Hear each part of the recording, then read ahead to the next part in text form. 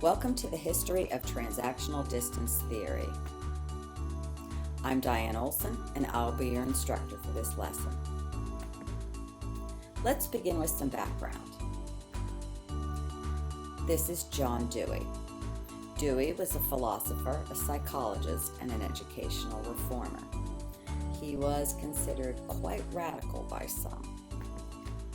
In 1897, he published My Pedagogic Creed, which was a book about his theories on education and teaching. In his book, he talks about education as being a two-way communication, as being interactive, holistic. He thought that learning was something that happened in life and not just in the classroom. This was very different from the one-way communication, which was pretty much pedagogical gospel at the time. It was believed that teachers teach, that students sit in a classroom and the teachers just give them their instruction, impart their wisdom on them, have them read text, and then simply regurgitate the information back to them. So his ideas were pretty radical, saying no, it should be more of a communication and an interaction between students and teachers.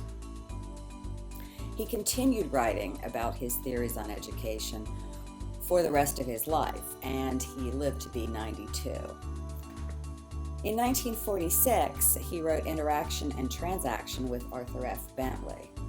And that's where transactional distance comes in, because John Dewey and Arthur Bentley were the first to describe the process of learning as a transaction, again, as something that happens as a two-way communication rather than one way.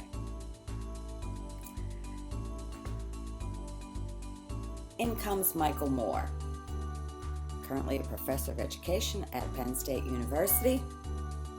Moore picked up on this idea of transaction from Dewey and used it to start to describe distance education.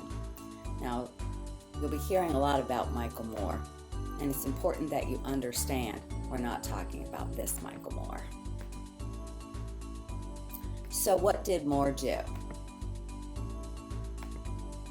Well, in 1972, he first attempted to try to define distance education. And here's his definition. He said it was the psychological and communication space that exists between learners and instructors in distance education. In 1980, he really articulated this theory and named it the theory of transactional distance.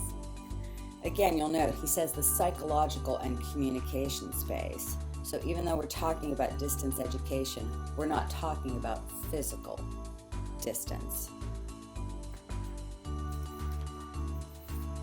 So when we look at the theory of transactional distance, there are several elements to consider. The first is that there are three variables that we should consider as designers and instructors. Dialogue, which refers to the communication between instructors and students and other students. There's the structure of the coursework, and this is content and how the content is presented, how the course is facilitated. So it includes everything about the way that students interact with the content. And then there's learner autonomy, exactly how autonomous any given learner may be in any educational situation. There are three types of interactions to be considered, and those are between the learner and the instructor, the learner and other learners, and learners and the content or the educational materials. These are the basic concepts involved in transactional distance theory, and we'll go into them in more detail in a later lesson. But it's important that you're familiar with these concepts. Now, research and criticism of the theory. For the last 40 years, a lot of research has been done. Researchers have looked to confirm and elaborate on the theory. Some have sought to confirm the theory as a whole. Some have looked to confirm and validate one or another part of the theory, and research continues. However, even after 40 years, it's not without its critics. In 2005, Gorski and Caspi did a meta-analysis of several of the prominent research that had been done trying to confirm the theory. And what the conclusions that they came to were that in many of the studies there were methodological issues, that they felt that assumptions were made when beginning the research that really made the research hold no validity whatsoever. They felt that others were partially valid, that they were methodologically sound, but that they only validated part of the theory.